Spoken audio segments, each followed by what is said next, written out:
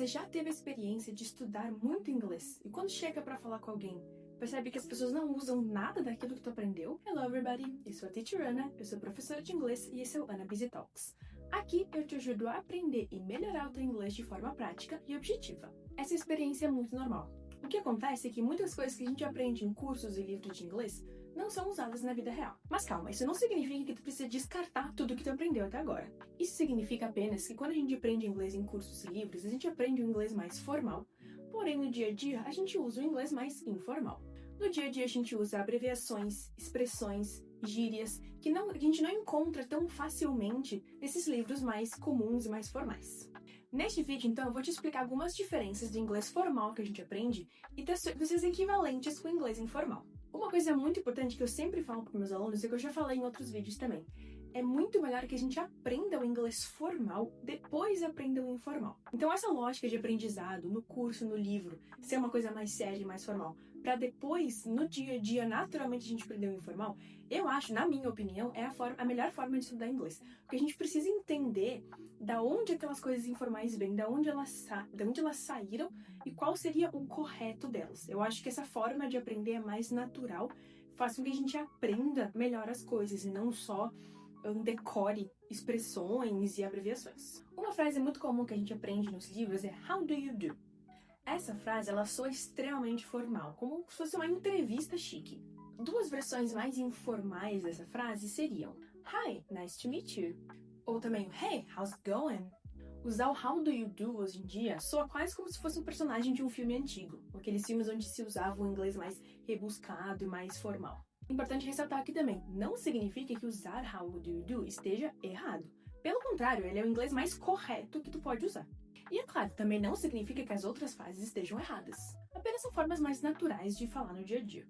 A segunda frase é muito comum de aprender e eu lembro de ter aprendido numa das minhas primeiras aulas de inglês da vida. Quando a gente responde aquela pergunta da frase anterior, de como a gente está, é muito comum que a gente aprenda a responder I'm fine, thank you, and you? Essa frase está correta, porém ela é extremamente formal e ela é uma frase muito longa pra gente usar no dia a dia. A gente tem outras alternativas mais fáceis e mais naturais. A gente pode responder simplesmente I'm good, ou pretty good, ou not bad, and you? Lembrando que quanto mais simples, mais natural. É muito mais comum no dia a dia que a gente simplifique as coisas quando a gente vai conversar. Então, a gente pode perceber em todos os exemplos que quanto mais natural a gente está falando, mais simples e rápido são as frases. A frase número 3 é I must go now.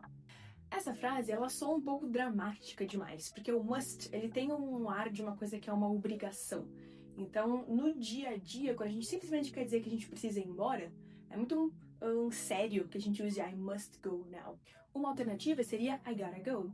Ela é ótima porque além de ser mais rápida e natural, ela ainda usa a abreviação gotta, que é uma coisa super natural e super informal do dia a dia. Outra frase é I should get going. Ela também traz esse ar de uma coisa que você deve fazer, porém o should ele é um pouquinho mais leve do que o must, então não soa tão dramático, tão urgente quanto o must. A gente também tem uma expressão que é head out. Então tu pode dizer algo como time to head out. Então, em vez de falar I must go now, tu pode falar Ok, guys, I gotta go. See you later. Tu viu a diferença de uma frase para outra? Até a maneira de falar entre uma e outra muda, porque a gente fala mais rápido, então soa mais natural, mais informal. Enquanto I must go now tem um ar mais de uma formalidade que na maioria das nossas situações do nosso dia a dia não é necessária. Se tu tá gostando desse vídeo, não esquece de curtir, deixa um comentário aqui embaixo pra mim, se inscreve no canal pra não perder os próximos vídeos e compartilha esse vídeo com outras pessoas para que ele atinja mais gente. Me segue também lá nas outras redes, onde eu também posto vídeos com dicas de inglês, num formato um pouco mais curto. Uma outra coisa muito formal que a gente quase não usa no dia a dia são alguns modal verbs que a gente aprende, principalmente para fazer pedidos ou favores. O mais formal de todos nesse caso é o may. Então a gente pedir, por exemplo, no restaurante, usar may I have. Novamente, ele não está errado, porém na maioria dos lugares que a gente frequenta, não tem necessidade de ser tão formal e usar o may. Duas alternativas menos formais do que o may são o can e o could. Então, em vez de falar may I have a coffee, a gente poderia dizer can I have a coffee? Or could I have a coffee? O could, ele é um pouquinho mais formal do que o can. Então, o can, dependendo da situação, talvez ele seja informal demais. Mas o could já é ali um bom equilíbrio. Na minha opinião, a melhor maneira de pedir num restaurante sem ser muito formal demais e nem de menos é o I will have. Ele é mais, eu considero ele o mais neutro de todos. Bem parecido com o may, a gente também tem o would. Aqui é a mesma coisa. O would, ele soa um pouquinho formal demais para a maioria das nossas situações do dia a dia. Muito mais comum que a gente use o can ou o could como alternativa. O I will, que é o mais neutro de todos. Ou a gente também tem a alternativa de não usar nenhum moral verb. A gente pode pedir direto o que a gente quer. I want. Porém, a gente tem que cuidar muito com usar o I want, porque dependendo da situação, ele pode soar informal demais. E informal no sentido de ser mal educado. Então, se for usado direto o I want, não esqueça do please e do thank you. Nunca esqueça do please e do thank you, mas mais ainda nessa situação. Como tu não tá usando nenhum moral verb ali no início, dependendo do jeito que tu pede, pode soar um pouquinho rude. Então tem que tomar cuidado. Mas se tu tá numa situação, principalmente onde tu não tá falando com pessoas desconhecidas, tu não tá num restaurante, tu não tá fazendo um pedido, tu tá em casa, por exemplo, pedindo pra alguma coisa, aí pode usar ele com mais tranquilidade.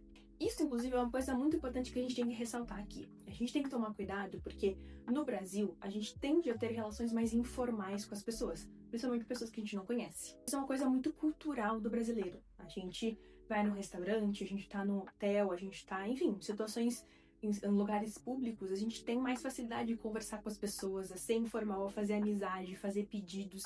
A gente não tem a necessidade tanto da formalidade como outros países requerem. Por exemplo, Estados Unidos e Inglaterra. É claro que cada lugar tem as suas regras, os seus costumes e não tem como a gente saber todos, porque a gente não é daquele país. Porém, a gente percebe claramente essa diferença da formalidade, da relação de formalidade com as pessoas. Por exemplo, aqui no Brasil, a gente chama o garçom de diversas formas.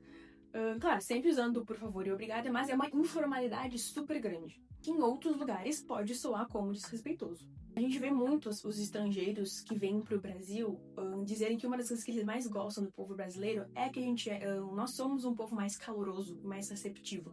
Isso faz muito parte da nossa cultura.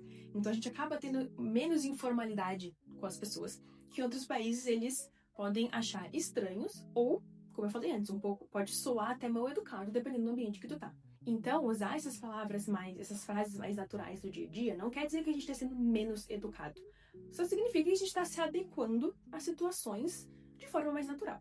Outro grande exemplo dessa diferença de formalidade é o Mr. e o Mrs., que a gente usa muito em outros lugares, que é chamar as pessoas que a gente não conhece, que a gente não tem intimidade, a gente usa o Mr. para homens, Mrs. e Miss para mulheres, e o sobrenome da pessoa. E apenas quando a pessoa nos dá permissão para chamar pelo primeiro nome, que a gente passa a usar. Aqui no Brasil, o contrário, a gente é mais educado que tu chame as pessoas pelo primeiro nome, porque a gente não tem essa necessidade da formalidade do Mr. e do Mrs. Então, além da questão gramática e de vocabulário da coisa em si, da diferença do formal e informal, é também uma questão cultural essas diferenças. Então a gente tem que tomar também um pouco de cuidado. É importante a gente saber a diferença dos dois, é importante a gente ver da onde vem uma coisa, isso aqui é diferente disso por quê, por que aqui eu uso should, não o may, enfim, da onde vêm as coisas. Mas é importante também a gente entender qual contexto cultural que a gente está inserido, por que a gente tem essas diferenças e quais são os locais adequados para usar essas diferenças. Deixa aqui embaixo nos comentários se tu já viu ou tu já presenciou alguma situação onde existiu essa diferença do formal e do informal. Ou também alguma situação que tu viu, pode ser até em um filme ou uma série que tenha te chamado a atenção dessa diferença, dessa formalidade, dessa diferença de cultura entre os países. Se tu gostou desse vídeo, não esquece de curtir. Ficou com alguma dúvida? Tem alguma sugestão? Quer complementar alguma coisa que eu falei? Deixa aqui embaixo nos comentários. Se inscreve no canal para não perder os próximos vídeos e vai assistir os outros vídeos que eu tenho aqui postado, tá cheio de dicas legais.